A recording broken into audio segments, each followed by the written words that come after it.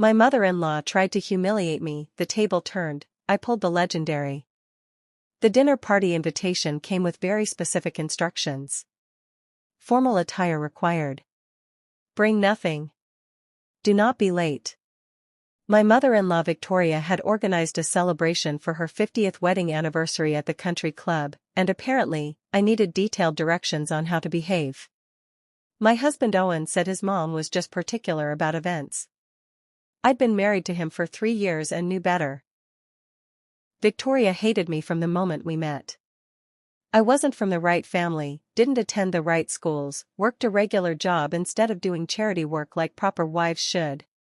She'd made comments about my background at every family gathering. This invitation felt like a setup, but I couldn't figure out the angle yet. I responded that we'd be there. Then I started preparing for whatever she had planned. If Victoria wanted to play games, I'd learn to play back. The relationship had been hostile from day one. Owen brought me home for Christmas during our first year dating, and Victoria looked me up and down like I was something stuck to her shoe. She asked where my people were from, meaning what was my social standing. When I said my dad was a mechanic and my mom was a teacher, her smile went cold. She spent the entire visit making subtle digs. My clothes were interesting choices. My manners were casual. Did I really think graduate school for social work was practical? Owen didn't notice or pretended not to. His father Edmund was kind but quiet, never contradicting his wife. Owen's sister Natalie was openly rude, following her mother's lead. I left that visit knowing I'd never be good enough for them. Owen said they'd warm up eventually. 3 years later, they'd only gotten worse. The worst incident had been at my wedding. Victoria wore white. An ivory dress that was clearly meant to look bridal.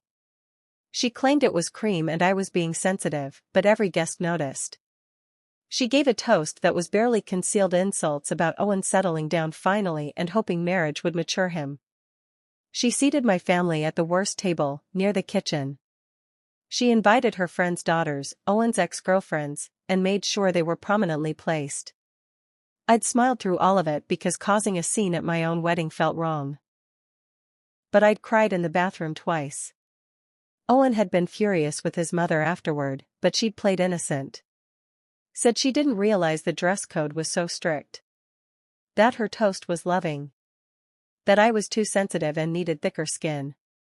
I'd let it go because fighting seemed pointless. But I'd stopped trusting her completely. The week before the anniversary party, Victoria called. She wanted to make sure I understood the dress code. Formal meant elegant, not flashy. Understated, not trying too hard. She'd hate for me to be uncomfortable by being inappropriately dressed. I gritted my teeth and thanked her for the concern. Then I called my best friend Zara, who worked in fashion. I explained the situation and asked for help. Zara understood immediately. She'd met Victoria once and called her a nightmare wrapped in pearls. We went shopping that weekend. I tried on 20 dresses before finding the perfect one. Navy blue, elegant, expensive, completely appropriate. Classic and understated but clearly high quality. Zara said I looked like old money. That was exactly the goal. I bought matching shoes and had my hair appointment scheduled. If Victoria wanted to critique my appearance, she'd find nothing to grab onto. The country club was exactly as pretentious as I'd expected. Stone columns, manicured gardens, staff in formal uniforms.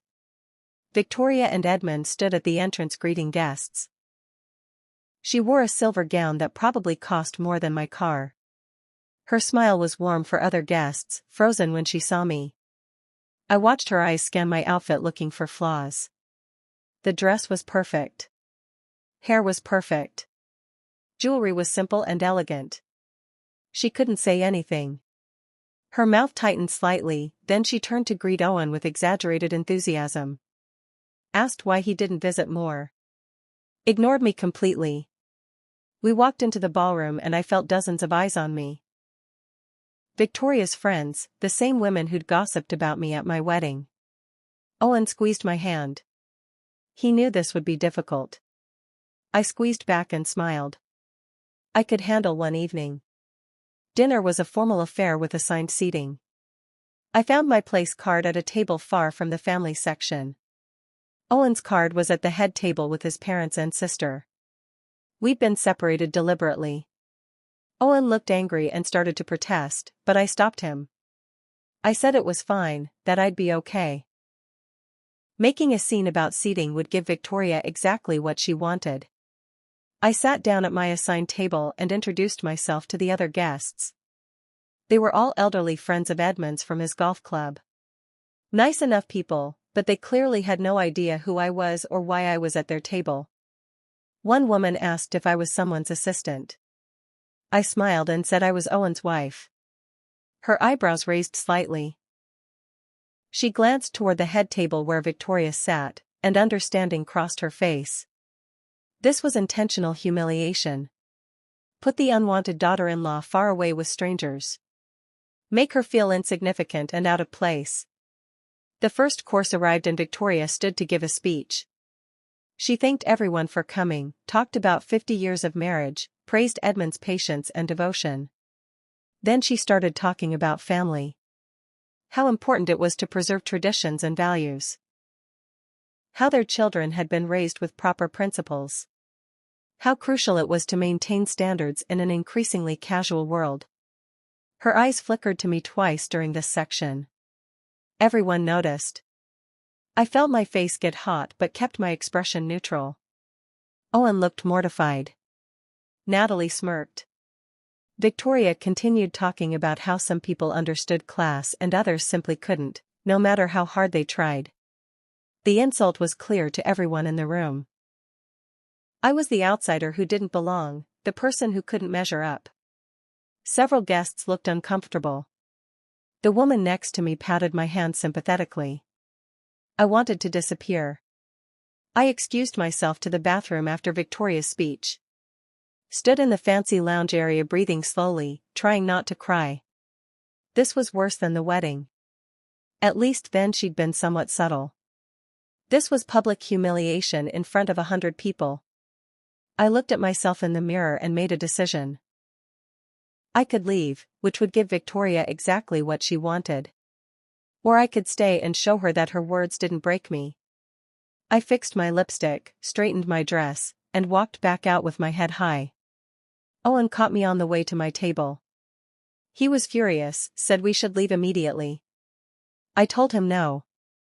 We were staying. His mother wanted to embarrass me, but walking out would be worse. I'd sit through this dinner, smile, and show everyone that her cruelty didn't work. He looked uncertain but nodded. We returned to our separate tables. The main course was served and conversation at my table remained awkward. The elderly guests were polite but clearly uncomfortable with the tension. One man, Arthur, asked what I did for work. I explained I was a social worker, that I worked with families in crisis. He seemed genuinely interested, asked thoughtful questions. I started relaxing slightly as we talked about community services and support systems. His wife Helen joined the conversation, sharing that their daughter had needed similar services years ago. The whole table gradually warmed up, and I realized these were actually kind people stuck in an uncomfortable situation. They hadn't asked to be part of Victoria's game. By dessert, we were laughing together. Arthur said I seemed lovely and didn't understand why I wasn't seated with family. Helen gave me a knowing look that said she understood exactly why. I appreciated their kindness more than they could know. After dinner, Victoria announced there would be dancing and mingling. Owen immediately came to find me, apologizing repeatedly for his mother's behavior. I said it was fine even though it wasn't. We danced together and I tried to enjoy the moment. But I kept noticing Victoria watching us, talking to her friends, clearly discussing me. I saw the looks, the whispers, the judgment. At one point, Natalie approached and made a comment about how I must feel out of place at such an elegant venue. She suggested maybe next time I'd be more comfortable at something casual, like a barbecue. The implication was clear. I didn't belong here. This world of country clubs and formal dinners wasn't for someone like me. I smiled tightly and said I was perfectly comfortable, thank you. She walked away laughing. Owen looked ready to explode. I held his arm and said don't. Fighting with them was pointless. What Victoria didn't know was that I'd been planning something for months. Ever since Owen mentioned this anniversary party, I'd been working on a project. See, I'm good at research. It's literally my job, investigating family situations and finding resources. So I'd done some investigating into Victoria's family. The family she was so proud of, that she constantly held over my head as evidence of her superiority. What I'd found was fascinating. Victoria's grandfather had changed the family name in 1920. He'd been an immigrant, worked in factories, saved money, and built a successful business. The refined, old-money background she claimed was complete fiction. Her family had been working class, just like mine. She'd simply erased that history and created a new narrative. I'd found immigration records, census data, newspaper articles. Everything carefully documented and verified. I'd been holding on to this information, unsure if I'd ever use it. Tonight, after her public humiliation, I decided it was time. Edmund stood to give his own speech after dancing had begun. He was more genuine than Victoria, talking about gratitude and love. He thanked his wife for 50 years, thanked his children, thanked the guests for celebrating with them. Then he opened the floor for anyone who wanted to share memories or toasts. Several people went up, telling sweet stories about the couple. Victoria glowed under the attention. Natalie went up and gave a sugary speech about her mother being the epitome of grace and class. I watched Owen's jaw clench. Then, surprising myself, I stood up. Owen looked at me in shock. I smiled at him and walked toward the microphone.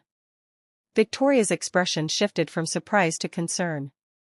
She clearly didn't want me speaking, but couldn't stop me without causing a scene. I took the microphone and looked out at the 100 guests watching me. I started by thanking Edmund and Victoria for including me in their celebration. Said how important family was, how lucky I felt to have married into this family. Victoria relaxed slightly, thinking I was giving a standard polite toast. Then I shifted directions.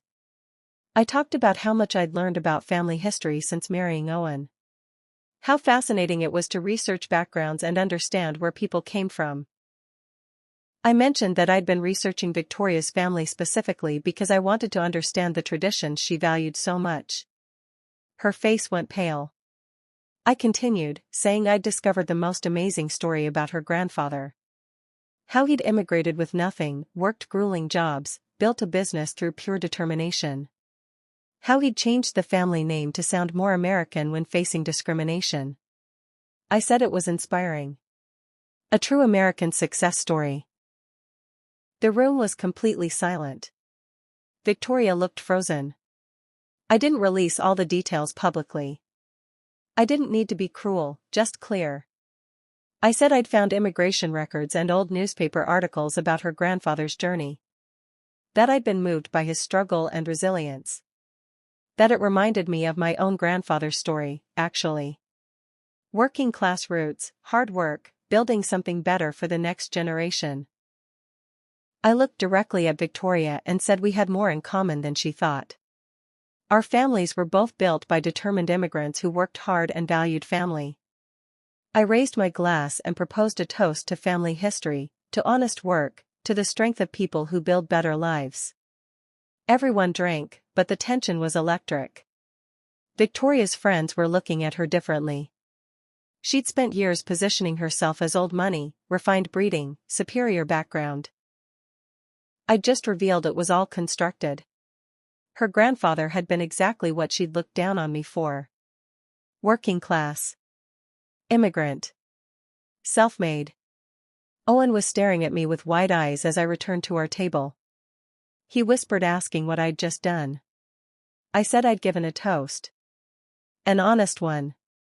He looked between me and his mother, who was now talking intensely with Edmund. They both looked shaken. Natalie appeared furious, her face red. Several guests came over to talk to me, saying they'd loved my speech. That they didn't know Victoria's family history and found it inspiring. Arthur shook my hand and said it took courage to speak truth. I thanked him but felt my hands shaking. I'd just publicly challenged Victoria in front of everyone she wanted to impress. There would be consequences. But I'd also stood up for myself after 3 years of accepting insults. I'd shown her that I wasn't someone to be humiliated without response. That her superiority was based on lies, and I had the receipts to prove it.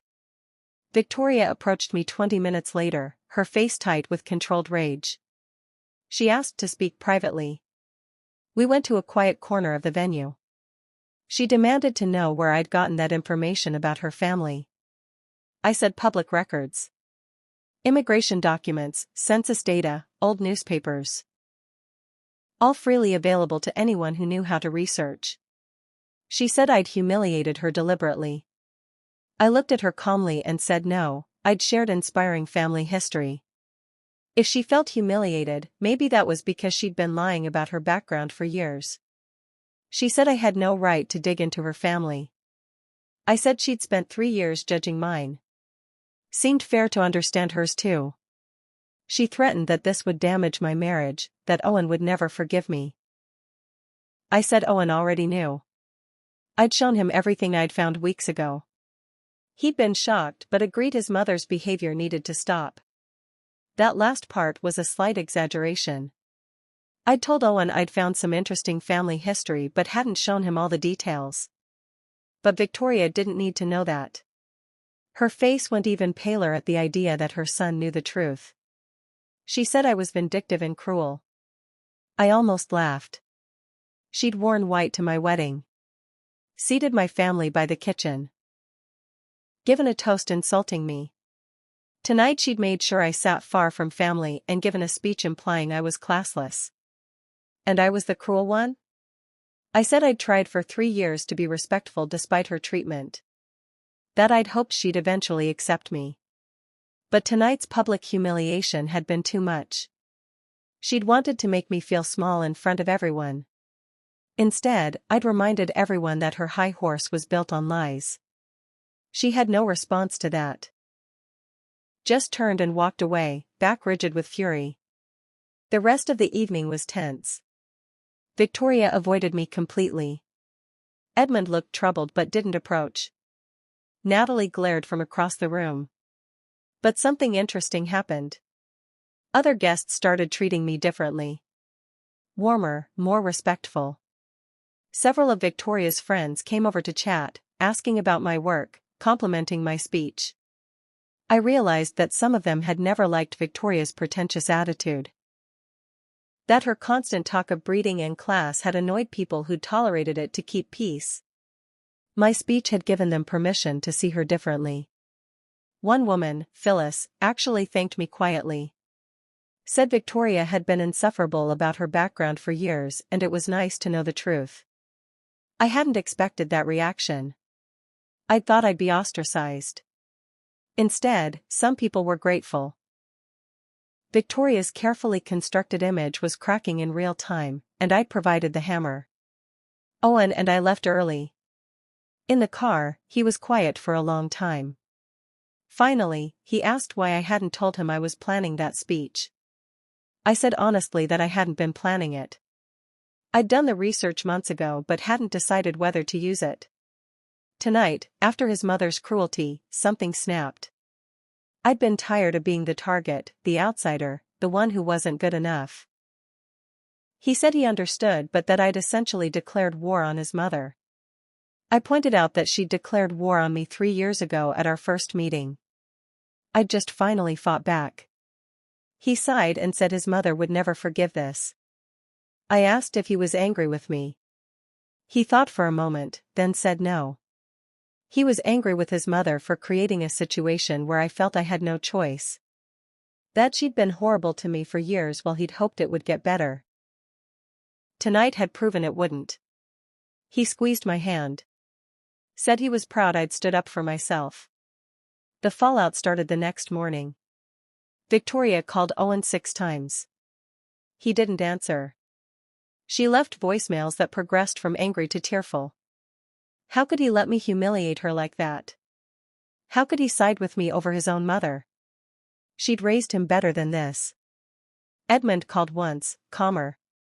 Said we should all sit down and talk when emotions weren't so high.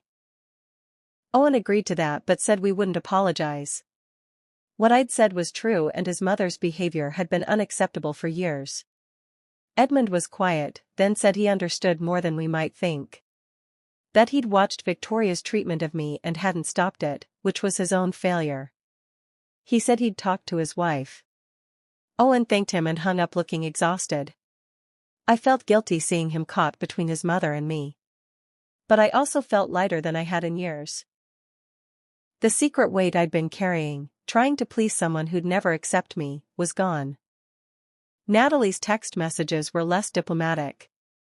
She called me horrible names and said I'd destroyed the family.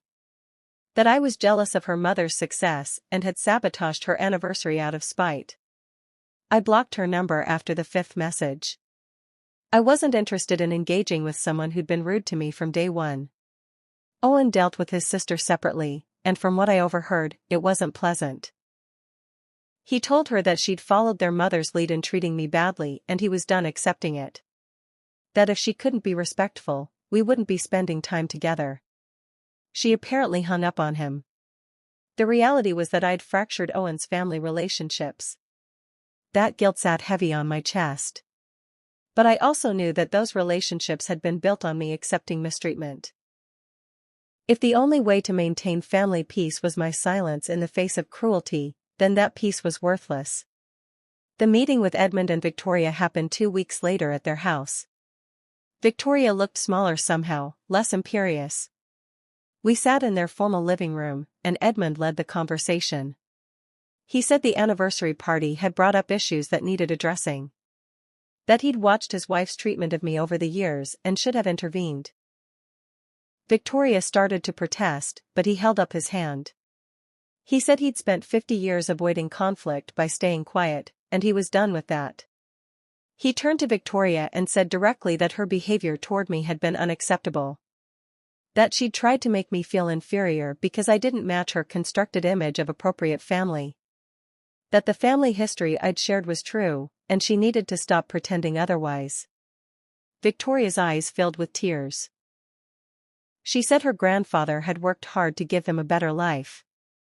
That she'd wanted to honor that by maintaining standards. Edmund said gently that she'd honored it by lying about it instead of being proud of it. Victoria turned to me, and I saw something I'd never expected. Vulnerability. She said she'd worked her whole life to build a certain image. That when she'd married Edmund, his family had looked down on her background. That she'd spent decades trying to prove she belonged in their world. That when Owen brought me home, she saw her younger self and it terrified her. Someone who didn't fit the mold, who might face the same judgment she had. So instead of being kind, she'd become the person who'd judged her. She'd treated me the way she'd been treated, continuing a cycle of cruelty. She said it wasn't an excuse, just an explanation. That she was sorry. I sat there processing this, trying to reconcile this honest moment with 3 years of hostility.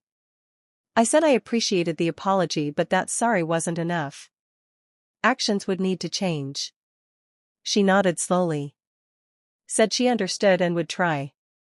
It felt fragile and uncertain, but it was something.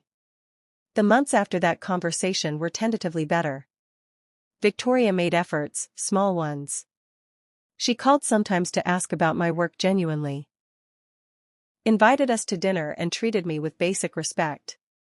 She wasn't warm, probably never would be, but she stopped the constant criticism. Natalie remained distant, apparently unable to forgive the anniversary situation. That was fine. I didn't need her approval. Edmund became an unexpected ally, checking in sometimes to make sure things were improving. He apologized again for years of silence, said he'd realized too late that keeping peace by avoiding problems just let problems grow. Owen and I grew stronger through all of it. Having him clearly on my side, supporting me even when it meant conflict with his mother, meant everything. We'd weathered something difficult together and come out more solid. The marriage his mother had doubted had proven more resilient than she'd expected. That felt like its own victory. A year after the anniversary party, we hosted Thanksgiving at our house. Victoria and Edmund came, though Natalie declined. It was a small gathering, just the four of us and my parents. I'd been nervous about mixing the families, but my mom was gracious and my dad was friendly. Victoria was polite to them, asked questions about their lives without condescension. It wasn't perfect. There were awkward moments and forced conversations. But we got through it without anyone being insulted, which felt like progress. After dinner, Victoria helped me clean dishes while the others watched football. She said quietly that she'd learned something from the anniversary incident. That pretending to be something you're not was exhausting and ultimately pointless. That her grandfather's real story was more admirable than the fiction she'd created. She said she wished she'd learned that lesson before treating me badly for 3 years. I said it was never too late to change. We finished the dishes in comfortable silence. She wasn't perfect and probably never would fully accept me. But we'd reached an understanding. I'd shown her I wouldn't accept mistreatment, and she'd learned I had the courage to fight back when pushed. The dynamic had shifted permanently. I wasn't the outsider begging for acceptance anymore. I was someone who'd proven I belonged by refusing to be diminished. And that legendary speech at her anniversary party? It had become family lore. The night the quiet daughter-in-law finally spoke up and changed everything. The night the table turned completely. Victoria had tried to humiliate me publicly, expecting me to shrink and disappear. Instead, I'd stood tall, told the truth, and pulled off something she never expected. I'd shown everyone that her superiority was constructed, that we were more alike than different, that her judgment had no power over me. It hadn't been about revenge, though it probably looked that way. It had been about dignity. About refusing to be small so someone else could feel big. About standing up after years of being pushed down.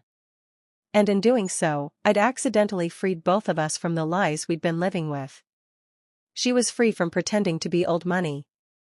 I was free from trying to earn approval from someone determined not to give it. We'd never be close, but we'd found something better than fake harmony. We'd found honest respect born from conflict that forced truth into the light. Sometimes that's the best you can hope for.